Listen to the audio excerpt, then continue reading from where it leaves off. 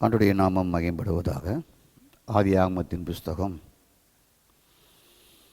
6ஆம் அதிகாரம் 3ஆம் வசனம். என் ஆவி கர்த்தர், அப்பொழுது கர்த்தர் என் ஆவி என்றென்றைக்கும் மனுஷனோடு போராடுவதில்லை, அவன் மாம்சந்தானே, அவன் இருக்க போகிற நாட்கள் 120 வருஷம். பல முறை இந்த சம்பவங்களை சபையில் விளக்கியிருக்கிறேன். மனிதன் மாமிசமானான். மனிதனை பார்த்து ஆண்டவர் மாம்சந்தானே என்று சொல்லுகிறார். மாம்சமான யாவரும் தாங்கள் தங்களையே கெடுத்து கொண்டார்கள். நோவா காலத்தில் தங்களையே கெடுத்து கொண்டார்கள். ஓகே, எப்படி மாமிசமானீர்கள்? மனிதனை மாமிசமாக படைக்கவில்லை, மனிதனை தேவ சாயலாக படைத்தார். இதன் உண்மையாகும். அறிவு மரத்தின் கனி, நன்மை தீமை என்ற அறிவு மரத்தின் கனியை எப்பொழுது தேவ சாயலாய் படைக்கப்பட்ட ஆதாம் என்பவர் புசித்தாரோ, சாத்தானுடைய இயல்புகள் கனியின் வழியாக அவருக்குள் நுழைந்தன.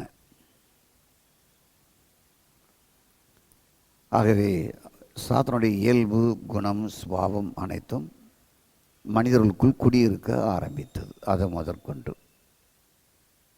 இங்குதான் மாமிசமாகுதல் உருவாகிறது. புரிஞ்சிட்டா? கர்த்தருக்கு ஸ்தோத்திரம். அப்போ சாத்தான் என்ற ஒரு தீமை, அல்லது பொல்லாங்கன், அல்லது திருடன், அல்லது குற்றம் சாட்டுகிறவன், இப்படி அவனுக்கு பல பெயர் இருக்கு. இவன் நுழைந்தபடியால்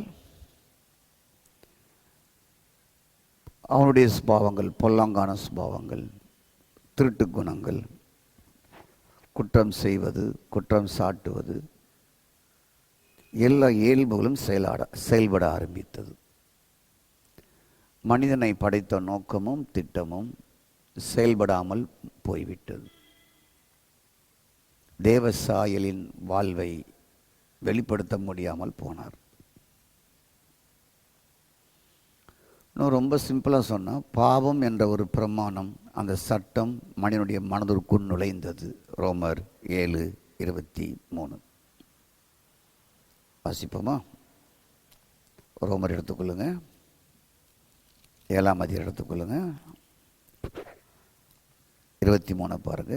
என் மனதின் பிரமாணத்துக்கு விரோதமாக போராடுகிற வேறொரு பிரமாணத்தை என் அவயங்களில் இருக்க காண்கிறேன். என் அவயங்களில் உண்டாயிருக்கிற பாவ பிரமாணத்துக்கு என்னை சிறையாக்கி கொள்கிறது. பாவ பிரமாணம் என்னை சிறையாக்கி கொள்கிறது. உலகத்தில் பிறக்கிற எல்லா மனிதனும் பிறக்கும் பொழுதே இந்த பாவ பிரமாணத்தின் உட்பட்டுத்தான் பிறக்கிறார்கள். இந்த பாவ பிரமாணம் மனிதன் வளர, குழந்தை பருவத்திலிருந்து வளர வளர வளர வளர வளர அந்த பாவ பிரமாணம் வளர்ற அந்த குழந்தையை சிறையாக்கி கொள்ளுகிறது. அவங்களுக்கு ஈஸியாக புரிஞ்சு போச்சா? அவங்களுக்குள்ள என்ன இருக்கு? பாவ பிரமாணம். அதனால் தானாகவே கோவப்படுறீங்க, தானாகவே எரிச்சல் அடைகிறீங்க, தானாகவே பிறரை குற்றம் சாட்டுறீங்க, தானாகவே ஒரு ஆளை ஒழித்து கட்ட விரும்புகிறீங்க, இயல்பாகவே மருமகளை வெறுக்கிறீங்க, மாமியாரை வெறுக்கிறீங்க, பெற்றோரை வெறுக்கிறீங்க, இயல்பாகவே திருடுறாங்க, இயல்பாகவே பொய் சொல்கிறாங்க. அவங்களுக்கு புரியுதா? உங்களுக்கு இதெல்லாம் இயல்பாகவே ஒரு மனுஷனுக்குள்ள இருந்த பாவ பிரமாணம் செயல்பட்டு கொண்டு இருக்கிறது. இணங்கி போகாமை, ஒத்து போகாத தன்மை, கீழ்ப்படியாத தன்மை, முரட்டாட்ட குணம், வைராக்கியங்கள். இப்போ முரட்டாட்ட குணங்கள் தானாகவே எந்த குலத்திலையும், எந்த கோத்திரத்திலையும், எந்த தேசத்திலையும் பிறந்தாலும் தானாகவே வருது. இதுக்கு குலமும் கோத்திரமும் தேசமும் மொழியும் இதுக்கு அத்துப்படி. எந்த கோத்திரத்தாரும் எந்த இனத்தாரும் யாரும் சுத்தமானு கிடையாது. எந்த தேசத்தானும் யாரும் சுத்தவான் கிடையாது.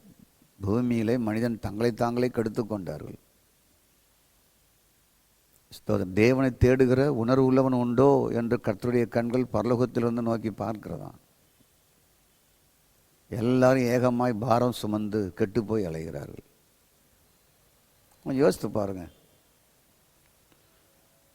அப்போ மனிதனுக்கு மனதில் ஒரு பிரமாணம் உங்களுக்கு விரதமாகவே போராடுகிறது. அவன் காதல் பண்ணக்கூட தான் நினைக்கிறான், பண்ணிடுறான். இந்த பொண்ணு தப்பு பண்ணக்கூட தான் நினைக்குது, அந்த பொண்ணு தப்பு பண்ணிடுது. இவனை விரும்பக்கூடாதான் நினைக்கிறான், விரும்பிடுது. கல்யாணம் கட்டினவங்களும் கல்யாணம் கட்டாதவங்களும் நேர்மையாக இருக்க தான் அவன் நினைக்கிறான், முடியல. காரணம் என்ன? உள்ள ஒரு பிரமாணம் இருக்கிறது, பாவ பிரமாணம். இது உங்கள் அவயங்களில் உங்களுடைய சரீரங்களில் அது இருக்குது, பார்க்குறீங்களா? எந்த மந்திர வித்தை கொண்டு அதை மாற்ற முடியாது. மந்திர வித்தையே மாய்மாலம் தானே, ஏமாற்று தானே. அறிவை அதிகமாக பயன்படுத்தி உங்கள் கண்ணுக்கு முன்னாலேயே உங்கள் கண்ணை மறைத்து உங்கள் புத்திக்கு எட்டாத பிரகாரம் ஒரு காரியத்தை செய்வது தான் எல்லாம் மந்திரம் தந்திரம் எல்லாமே. கதிர்க்கு ஸ்தோத்திரம். ஆகவே உங்களுடைய அவயங்களில் ஒரு பிரமாணம் இருக்கிறது. இந்த பிரமாணம் தான் என்ன செய்யுதுன்னா பாவ பிரமாணத்துக்கு உங்களை சிறையாக்கி விடுகிறது. எவ்வளோ பரிசுத்தவனாக இருந்தாலும் ஒரு செகண்டில் வீழ்ச்சி அடைஞ்சிடுறாங்க. ஜெபிக்கிறவங்க வீழ்ச்சி அடைஞ்சிடுறாங்க. சபையில் நல்ல முன்னோடியாக இருக்கிற மூப்பர்கள் வீழ்ச்சி அடைகிறாங்க. சபையில் ஊழியம் செய்கிறவர்கள் வீழ்ச்சி அடைகிறாங்க. 40 வருஷம் 50 வருஷம் ஒர்க் பண்ணுறவங்க வீழ்ச்சி அடைகிறாங்க. வயதான காலத்தில் வீழ்ச்சி அடைகிறாங்க. எதற்கு? ஸ்தோத்திரம். சில சினிமா படமெல்லாம் பார்க்காம இருக்க முடியல. கிளுகிழுப்பு ஊட்டுற படம்லாம் பார்க்காம இருக்க முடியல அவங்களுக்கு. வயசான காலத்துலேயும் முடியல. புரியுங்களா? வயசான காலத்தில் என்ன பாவம் பண்ண போகிறோம் சொல்லி அதை பார்த்துட்டு இருக்கிறாங்க. ஏன்? உள்ள ஒரு பாவ பிரமாணம் இருக்குது, உள்ள பாவம் இருக்குது, உள்ள ஒரு பாவ பிரமாணம் மனிதனை சிறையாக்கி அந்த அவயங்களை அடிமைப்படுத்தி வைத்திருக்கு. இதை விடுதலை வைக்காதான், இதை விடுவிக்காதான் இயேசு வந்தார். ஸ்தோத்திரம். நல்ல ஜெபிக்கிறவங்களுக்குள்ளே தனக்குள்ளே ஒரு பாவ பிரமாணம் இருக்குது, அதை என்னை டைவர்ட் பண்ணுது, என்னை கொண்டு போகுதுங்கிற புரிந்து கொள்ளுதல் இல்லையே. நெடுமுழங்கால் இருக்கவங்களாம் தோற்று போயிட்டாங்களே. நீண்ட கால பரிசுத்தவன் பேர் பெற்றவங்களாம் தோற்று போயிட்டாங்களே. சபையில் முன்னால் இருக்கிறவங்களாம் தோற்று போயிட்டாங்களே. ஏன்? காரணம் என்ன? அவன் மாம்சம்தானே. இப்போ இயேசு பாவ மாமிச சாயலாய் வந்தார். எதற்காக? இந்த பாவ மாமிசத்தில் இந்த பாவம் என்ற பிரமாணம் மனிதனுடைய சரத்தை சிறையாக்கி வைத்திருக்கிறதுனால அதுலேருந்து விடுவிக்க முடியாதான் இயேசு வந்தார். அதுதான் ஆவியின் வாழ்க்கை, அதான் இன் கிரைஸ்ட் லைஃப். இயேசு லைஃப் இன் கிரைஸ்ட், லைஃப் கிறிஸ்துவுக்குள்ள இருக்கணுங்கிறது, கிருபைக்குள் இருக்கணும், கிறிஸ்துவுக்குள்ள இருக்கணுங்கிறது இதுதான். ஸ்தோத்திரம். அப்போ மனிதன் பாவத்தின் சிறையில் நன்மை தீமை அறியத்தக்க கனியின் மூலமாக பாவத்திற்கு விற்கப்பட்டு பாவ சிறையில் இருக்கிறான். ரொம்ப புரிஞ்சு போச்சா? ஸ்தோத்திரம். அப்போ ஒவ்வொருவருமே அறிவு மரத்தின் கனி வழியாக ஆதாம் வழியாக சாத்தானுடைய சர்ப்பத்தின் இயல்பு ஒரு மனுஷனுக்குள் புகுந்தபடினாலே அந்த இயல்பு மனிதனை பாவத்துக்கு சிறையாக்கி பாவ மாமிச சாயலாக வாழ வைத்திருக்கிறான்.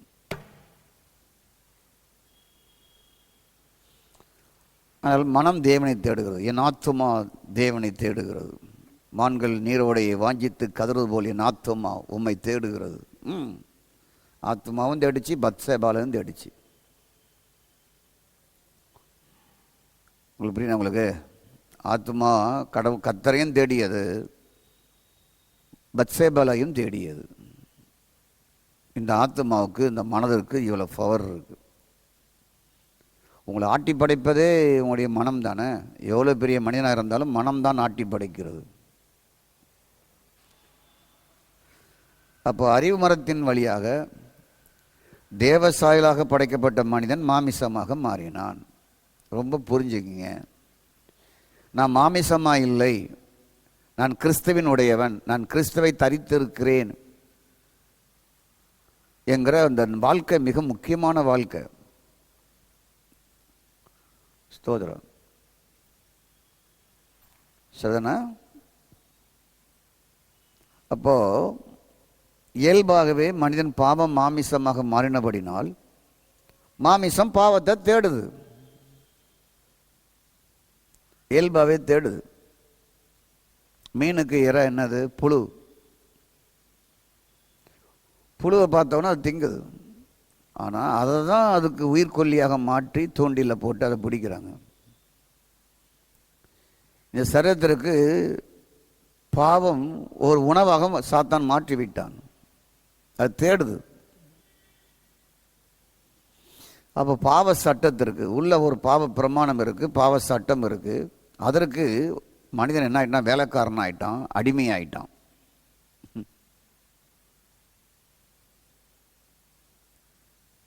ஸ்தோத்திரம். அவருக்குள்ள ஒரு 1000 பேர் வேலை பார்ப்பாங்க. தினமும் மதுபானத்திற்கு அடிமையாக இருப்பார். அவர் சின்ன ஒரு பாட்டில் மதுவுக்கு அவர் அடிமையாக இருப்பார்.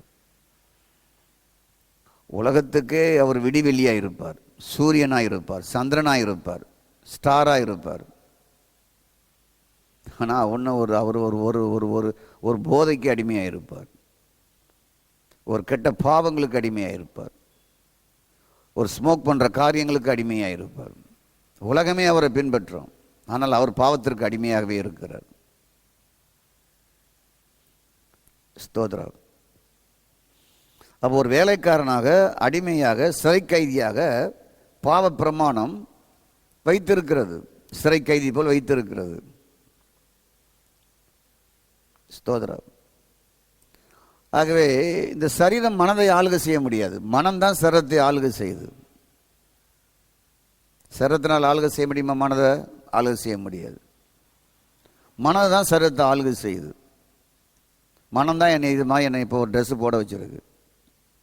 மனம் இல்லாட்ட நான் திருந்துவதற்கும் மனம்தான் காரணம். மனம் இல்லாட்ட திருந்த முடியாது. அப்போ சாத்தனுடைய இயல்பு, அவனுடைய குணம், அவனுடைய சுபாவம், அவனுடைய ஸ்பிரிட்டு, ஆகாய்த்து அதிகார பிரபுவின் ஆவி ஒரு மனுஷனுக்குள் பிறப்பிலேயே நுழைந்து இருக்கிறபடினாலே சாத்தானுடைய தீய செயல் மனிதன் மூலமாக, அவன் உடல் மூலமாக செயல்பட வைக்கிறது. கர்த்தருக்கு ஸ்தோத்திரம். ஆகவே சாத்தானுடைய தீய செயல், அவனுடைய பாவ குணங்கள், பாவ இயல்புகள் அனைத்தும் மனிதராகிய உங்கள் உடலை பிடித்து உங்கள் சரீரத்தை பாவம் செய்ய வைக்கிறது. அவனுடைய இயல்பு உள்ளே இருக்கிறதுனால தான். அந்த இயல்பை தூக்கிட்டு கிரைஸ்ட் உள்ளே வரணும். அதான் லைஃப் இன் கிரைஸ்ட். கிறிஸ்து உனக்குள் வாழ்கிறார், கிருபையின் சத்தியமாய் உனக்குள் வாழ்கிறார். இது அனைவருக்கு மைண்டில் ஏற மாட்டாங்க. என்ன இயேசு இயேசு இயேசுன்னு சொல்கிற, என்ன கிருபை கிருபை கிருபைன்னு சொல்கிற. கிருபைன்னா அவர் தான், இயேசுனாலும் அவர் தான். கர்த்தருக்கு ஸ்தோத்திரம். வெற்றி ஜீவியத்திற்கு உங்களுக்கு நான் அடித்தளம் இடுகிறேன். அதுக்காக சில காரியங்கள் உனக்கு வெற்றி தராதுன்னு சொல்ல வேண்டி இருக்கிறது. ரெகுலராக சர்ச்சைக்கு போவீங்க, ரெகுலராக ஜெபத்துக்கு போவீங்க, எல்லாமே ரெகுலராக செய்வீங்க, எல்லா ப்ரேயர் மீட்டிங் அட்டன் பண்ணுவீங்க. பாவ மாமிச சாயிலிருந்து, பாவ மாமிசத்தில் உங்களுக்கு விடுதலை கிடைச்சிருக்கா? பாவ பிரமாணத்திலிருந்து விடுதலை கிடைச்சிருக்கா? பேப்டிஸ்ட் எடுத்துட்டீங்க, கம்யூனுக்கு 3 நாள் உபவாசம் போடுறீங்க, எல்லாம் ஒன்று தான், எல்லாமே பண்ணுறோம். இந்த ஜெயம் பெற்ற வாழ்க்கை ஏன் வரல? பிடிக்காத மருமகளையும், பிடிக்காத மாமியாரையும், பிடிக்காத புருஷனையும், பிடிக்காத மனைவியையும், பிடிக்காத பெற்றோரையும் உன்னால் ஏன் ஏற்றுக்கொள்ள முடியல? உன்னை வெறுக்கிறவங்களை ஏன் ஏற்றுக்கொள்ள முடியல? காரணம், இந்த இந்த சட்டம் உள்ள இருக்கு, பாவப்பிரமான சட்டம் உள்ள இருக்கு. அது இருக்கிற வரைக்கும் உங்க வாழ்க்கையில, நம்முடைய வாழ்க்கையில ஜெயத்தை சாத்தான் கொடுக்க விட மாட்டான். அது உங்களை அதை மனிதனை சிறையாக்கி வைத்திருக்கு. அது சிறையாக்கி வச்சிருக்கனால தான் ஜெயமுள்ள வாழ்க்கை வரல. அப்போ உள்ள என்ன வரணுங்கிறதுக்கு மருந்து கொடுத்தா சரியா போயிடும். இப்போ அவன் இயல்பு இருக்கு, கிறிஸ்துவை உள்ளே தரிக்கணும், புதிய மனிதனை உள்ளே தரிக்கணும், கிறிஸ்துவை உள்ளே தரிக்கணும், கிருபை சத்தியமா அவர் உனக்குள்ள வாசம் பண்ணணும். அப்படி உள்ள வாசம் பண்ணும்போது தான் ஜெயமுள்ள வாழ்க்கை உங்களுக்கு வரும். ஏன்னா உள்ள ஒரு சட்டம் இருக்கு, உள்ள ஒரு லா இருக்கு. அது பாவ பிரமாணம், சின் லா.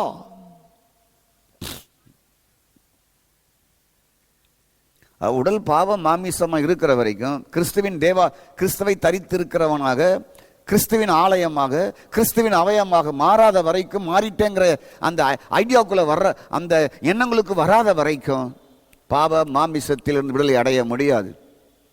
பாவ பிரமாணம் சரியாக்கி வைத்திருக்கிறவ சர்வத்தை அதில் விடுதலை அடைய முடியாது. சின்ன ஒரு வாட்ஸ்அப்ல இருந்து விடுதலை அடைய முடியாது. சின்ன யூடியூப்ல இருந்து விடுதலை அடைய முடியாது. அது உன்னை சிறையாக்கி வைத்திருக்கிறது.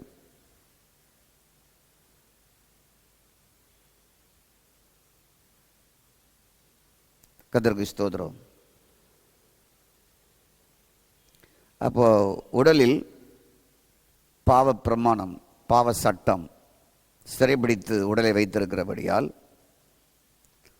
மனிதன் டபுள் கேம் ஆடுறவனா இருக்கிறான். ரெட்ட வேஷம்.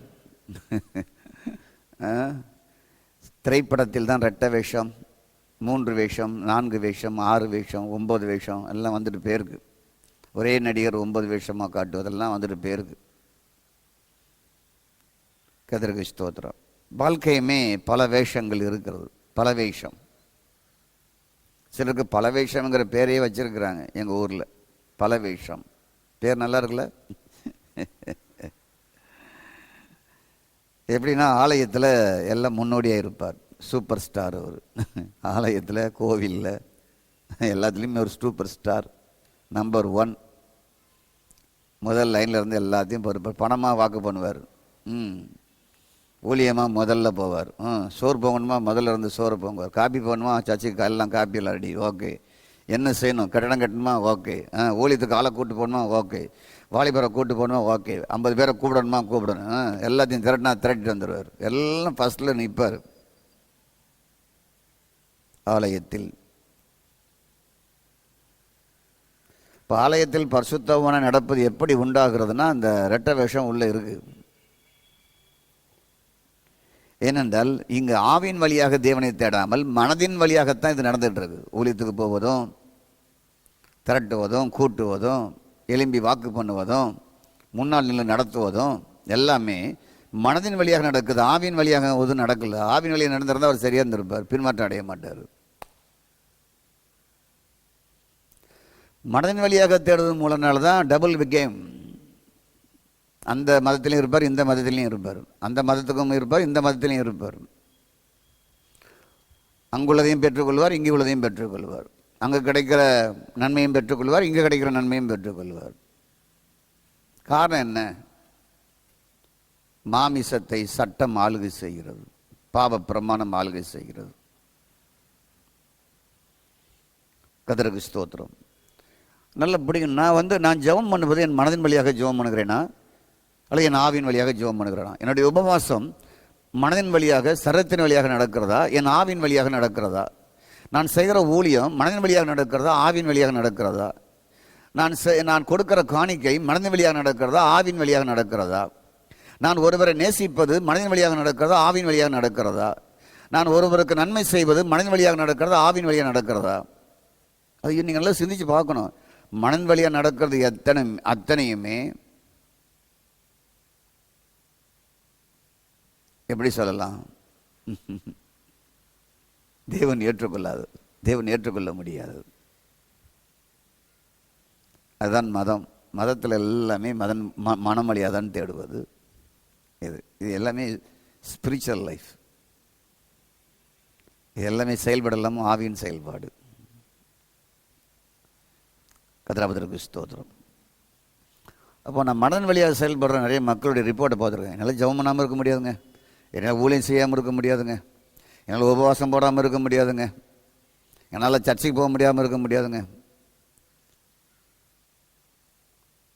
இதெல்லாம் நல்லா கேட்க ரொம்ப டேஸ்ட்டாக, நல்லா பார்க்க அவங்கள ரொம்ப பாராட்டக்கூடிய விஷயமா இருக்குது. அவங்க நல்லா பாராட்ட வேண்டிதான். பட் இது ஆவின் வழியாக நடக்குதா மனதின் வழியாக நடக்குதான்னு பார்ப்போம்னா மனதின் வழியாகவே நடந்துகிட்டு இருக்கும். அப்போ தான் வீட்டுக்குள்ளே பல ப்ராப்ளங்களோடு அவங்க இருப்பாங்க. கணவனோட உறவாக இருக்காது, வீட்டுக்கு வந்த மருமகளோட உறவாக இருக்காது, கூட பிறந்தோட உறவாக இருக்காது. எங்கே போனாலும் சண்டை, எங்கே போனாலும் பிரச்சனை, எதுவுமே குறைஞ்சிருக்காது. மாமிச குணங்கள் ஒன்றுமே குறைஞ்சிருக்காது. மாமிசம் எப்போவுமே போட்டி போட்டுக்கிட்டே இருக்கும். கர்த்தருக்கு ஸ்தோத்திரம். அப்போது இந்த மனதின் வழியாக நடக்கும்போது இன்னொரு பிரச்சனை இருக்குது. இந்த மனதின் வழியாக நடக்கும்போது தான் உள்ளே இருக்கிற பாவ பிரமாணம், பாவ சட்டம் இந்த மனதின் வழியாகவே அதுவும் நுழைந்து இந்த சரீரத்தை பாவ சரீரமாக செயல்பட வைத்துக்கொண்டு அதுவும் செயல்பட்டுக்கிட்டே இருக்குது. ஏற்கனவே அது உள்ளே இருக்கு இல்லையா, அதை காலி பண்ணணும். இனி நான் அல்ல, என் மாமிசத்தை கிறிஸ்துவனுடையவர்கள் மாமிசத்தின் அதன் ஆசை இச்சைகளும் சிலுவையில் அறைந்திருக்கிறார்கள். கலாத்தியர் 5:24. மாமிசத்தின் அதனுடைய ஆசை இச்சைகளும் சிலுவையில் அறைஞ்சிட்டாங்க. எப்படி லைஃப் பார்த்தீங்களா? இங்கே லைஃப் இன் கிரைஸ்டுக்குள்ள இந்த மாமிசத்திற்கு இடம் இல்லை, சிலுவையில் அறைஞ்சாச்சு. ஆசை, காமம் எல்லாத்தையும் சிலுவையில் அறையப்பட்டதாக இருக்கிறது. ஸ்தோத்திரம். நீங்கள் அறியப்பட்டதாக ஏற்றுக்கொள்ளணும், வாழணும். அதான் லைஃப். ஸ்தோத்திரம். அப்போ சரீரம் எப்பொழுதுமே இந்த மனதோடு ஒத்துழைக்கக்கூடியது, மனதுடைய விருப்பத்தை நிறைவேற்றக்கூடியது. இந்த சரீரம் மனதுடைய விருப்பத்தை மனதோடு ஒத்துழைப்பது சரீரத்தினுடைய விருப்பத்தை நிறைவேற்றுவதாக இருக்கிறது. அப்போ இந்த மனமும் இந்த மாமிசம் என்ன செய்கிறது என்றால் ஒன்றிணைந்து கூட்டாக பாவத்தை செய்வதற்கு ஈடுபடுகிறது. ரெண்டு ஒப்பந்தம் போட்டாச்சு. மனிதனுடைய பாவம், மாமிச உடலும் மனமும் ரெண்டு ஒப்பந்தம் போட்டாச்சு. இதனால் என்னென்னா பாவத்தின் சம்பளம் மரணம். எதுக்கு? இந்த சரீரத்திற்கு. நீங்கள் மனதோட ஒப்பந்தம் போட்டுடல, மனதோட கூட்டு சேர்ந்து நீ வேலை செய்கிறல்ல, அதுக்குனால உனக்கு ஒரு மரணம். போ, செத்து குழியில் வைக்க வேண்டியதுதான். சரீரத்துக்கு முடிஞ்சு போச்சு. இந்த தவறு செய்த ஆத்துமா தான் ஐஸ்வர்யான் பாதாளத்தில் போனபோது அங்கே போய் தவிக்கும். உங்களுக்கு புரிஞ்சுட்டு? உங்களுக்கு ஏற்கனவே அந்த ஆவி காலியாக இருந்தால் அது பரலோகத்துக்கு போய் சேர்ந்துடும். தேவனத்தில் போய் ஆவி தன்னை தந்த தேவனத்தில் போய் சேர்ந்துடும். புரியல? ஆத்துமா தான் நித்தியத்தை இலக்கு. நித்தியத்தை இழந்து அனித்தியத்துக்கு போகுது. புரிஞ்சு கொள்ளுங்க. சரீரம் அங்கே போகுது, குழிகளை போகுது. ஆவி அங்கே போகுது, தன்னை தேர்ந்த தேவனத்தில் போகுது. அப்போ கிறிஸ்து என் வாழ்வு, லைஃப் இன் கிரைஸ்ட், இந்த வாழ்வு உடைய ஆத்துமாவும் சரீரமும் நேரம் அங்கே போகுது. ஆவியும் அங்கே போகுது, நித்தியத்துக்கு போகுது. அங்கே போனால் உங்களுக்கு வேறொரு உடல் கொடுக்கப்படுகிறது. எல்லாமே வேறையாக மாறுது.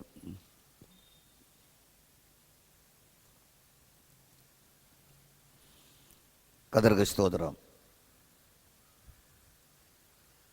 அப்போது நல்லா கவனிங்க. நம் நடுவில் பல வகையான கிறிஸ்தவர்கள் இருக்கிறார்கள், பல சபைக்கு போகிறவர்கள் இருக்கிறார்கள். நாம் அதை பாராட்ட வேண்டியதான. ஆனால் ஆவியில் என்ற அந்த ஒரு பெயரை மட்டும் வைத்துக் கொள்வது நம்ம பார்க்கிறோம். அதற்கு ஸ்தோத்திரம். ஆவியில் ஆராதனை, ஆவினால் ஜெபம். எங்கள் பாஸ்டர் ஆவியோடு பிரசங்கித்தார், ஆவியோடு பாடினார், ஆவி நல்ல ஆராதனை, நல்ல ஆவியில் இருந்தது. இதெல்லாமே சொல்லுவதெல்லாம் வாயில் தான் இருக்க தவிர வாழ்க்கையில் இல்லை.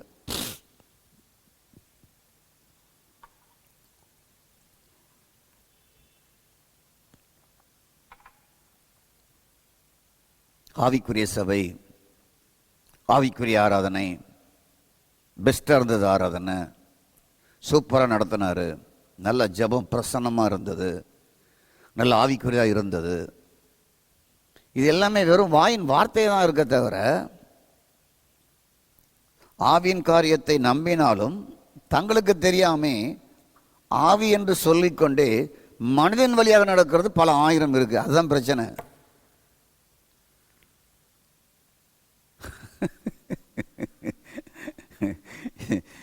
புரியுதா உங்களுக்கு? வாயில தான் எல்லாமே. வாயினால் ஜபம், ஆவின் ஜபம். எப்பா நல்ல கட்ட இருக்கிற ஜபம்பா. நல்ல ஆவினால் நல்ல ஜபம் இருந்ததுப்பா இன்னைக்கு. நல்ல ஒர்ஷிப், சூப்பர் ஒர்ஷிப்பா இன்னைக்கு. எல்லாம் வாயிலே கழிக்கின்ற கதையாக இருக்குது. ஆனால் எல்லாமே ஆவி, நல்ல ஆவிக்குரிய சபை, ஆவிக்குரிய போதனை, ஆவிக்குரிய எழுச்சி, ஆவிக்குரிய எழுப்புதல் எல்லாமே ஆவி ஆவின்னு தான் வாயில தான் இருக்க தவிர லைஃப்பில் இருக்கா, வாழ்க்கையில் இருக்கா?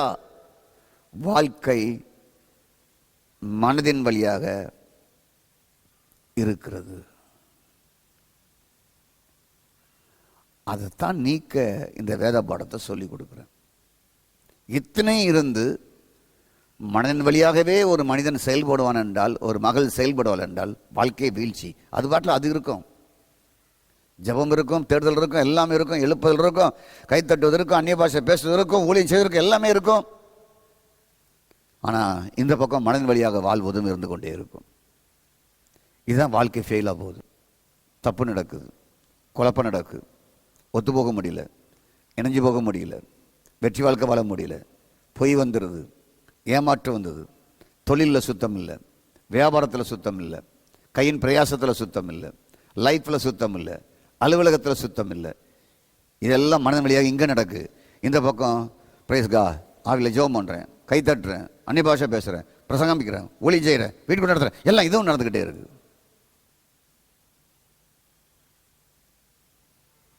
இந்த பக்கம் வருகைக்கு ஆயத்தமாக நடந்துகிட்டு இருக்கு, இந்த பக்கம் வாழ்க்கை நரகத்துக்கு போகிற வாழ்க்கை வாழ்ந்து கொண்டே இருக்கிறது. ஏன்? சரீரம் பாவ பிரமாணம் என்ற சட்டத்துக்கு கீழ் இன்னும் இருந்து விடுதலை அடையவில்லை. இந்த விடுதலை அடையத்தான் நான் அதை போதிக்கிறேன். நீங்கள் ரெண்டையும் பிரித்து பார்த்து இதை மொத்தத்தை ஒழிச்சிட்டு இந்த லைஃபுக்குள்ள வந்துடுங்க. இது இருக்கவே கூடாது, கொஞ்சம் கூட இது இருக்கவே கூடாது. ஓகே, கர்த்தருக்கு ஸ்தோத்திரம்.